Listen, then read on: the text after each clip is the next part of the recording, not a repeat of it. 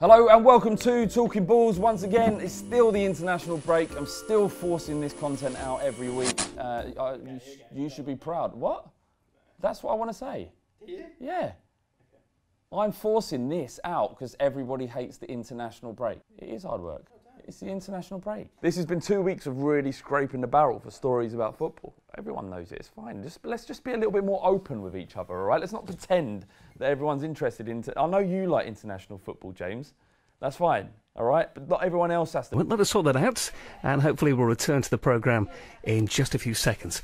In the meantime, here's some music. So Samir Nasri was interviewed this week, and it was stated that to ensure a good night's sleep, Guardiola bans players from having sex the night before a game before midnight. So how does he know? That's the bigger question. I like to think that he gently weighs the balls of each of his players as they turn up to get on the coach for a game. And if the balls are too light, they're thrown off the coach. I think the problem with Yaya Toure isn't that his agent is a bellend, it's that his balls are consistently light. And as my good old mum always says, light balls make hard work. Scientific tests have proven that ejaculating before a game has no effect on physical performance. In fact, the longer you go without knocking one out, the lower your testosterone becomes. In some cases, below prepubescent levels. On an anecdotal level, I do feel I'm better at FIFA pre-masturbation. In the interest of science, I'll test this out and get back to you. Swindon have been in the news a lot this week. The Red Bulls takeover has got some tongues wagging, but perhaps more interesting is the appointment of Tim Sherwood. Now, I know Tim Sherwood, not on a personal level, but I know Tim Sherwood. I know what he's like from his time at Tottenham. When he was made director of football at Swindon, I knew that this meant that he was the manager, coach, ball boy, physio, and sexual therapist. What does that mean? It doesn't mean anything. Where did that come from?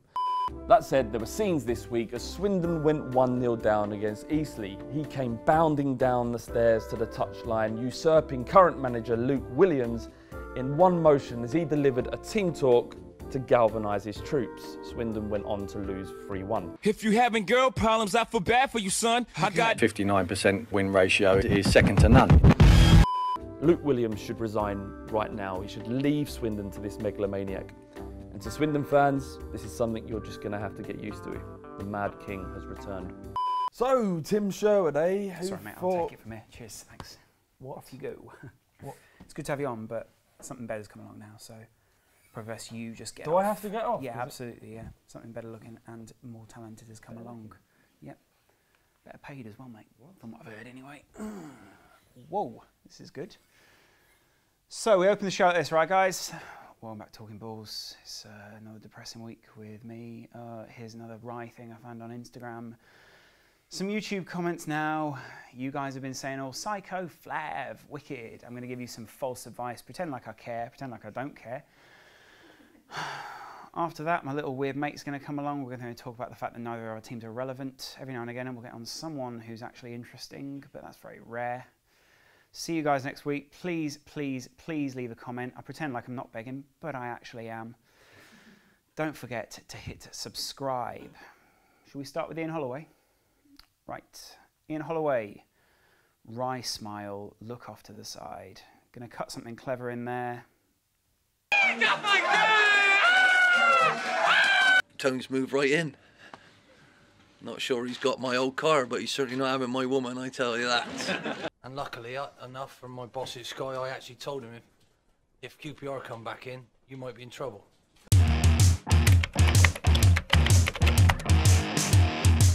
It's good without James, isn't it? It is actually quite good without James. It's 2 weeks yeah. he hasn't been around. I think... Shit acting.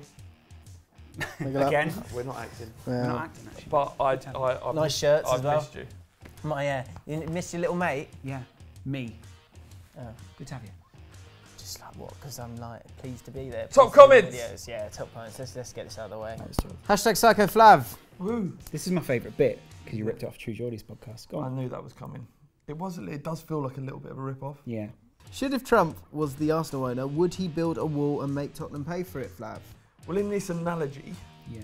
if anyone is going to be building a wall, it would be Tottenham to keep Arsenal fans out of our area, because as we know, as history has proven, Arsenal fans invaded our area. So if anyone wants to build a wall to keep people out, it'll be Tottenham. Wenger would build a much better wall and a much better budgeted wall, whereas Levy would he'd like, Yeah. you know, Be he'd cheap skimp on products. it somewhere, Yeah, yeah. yeah, And true. Arsenal fans would just be able to get through it very easily. UFG finished last week. This Wait, week. oh, no. Ooh. Oh. Not this successful. I mean, well, yeah. It's not numbers, it's What- watch time. Yeah. Yeah. Widespread success. You see that in the watch time, which you unfortunately can't see. Yeah. But We should know. post that below, really, We shouldn't know. we? Below every Nah, video. We'll just leave that. I mean, Rohan Ricketts was widespread success in that sense, wasn't he? Yeah, because he won the whole Spread tournament. them Well hips. done, Rowan. He did spread them hips. Yeah. Yeah, dipped it low, brought it up slow. Yeah. More actually a shimmy, but he He did popped well. to pop to pop that tin. He did, and He knows how to make your man say, whoa. ooh, yeah. Some people were devastated. Is that it? No more UFG till next year? What shall I do with my life until then? Is that sarcastic? Yeah. I think he meant to use that sarcastic font, but yeah. Oh. Yeah. What was your favourite moment, Flav? I think my favourite moment was when Nicky and Danny from Lions TV, Nicky from West Ham Fan TV went head to head. Because we were supposed to jump in to separate them. James was like, what are you doing? Why haven't you jumped in? Yeah. I'm like, I don't want to get in the middle of Didn't go do it myself. Yeah, well, why would you? Yeah, waste of time. I think that was like a good. borrower going, Guys, excuse me. My favourite was Chris thrusting Ped in your face, Ped. In your fucking face, Ped! Oh, he's erect. And the main thing was Ped's face after that was just the It's like- general disgust. There was a waft of smell. of Yeah, it. yeah, absolutely, Oh, yeah. God. Oh, what's that? What, you had salmon. Heated debate in the You Decide studios this week as me and Flav went head to head talking about Lampard versus Gerrard. Well informed. And the comments were flying in. Sir Dave, what's the point of this pointless comparison? Scousers will say Gerrard and Chelsea fans will say Lampard. True enough. Would take Lamps over Gerrard any day. Best goal scoring midfielder.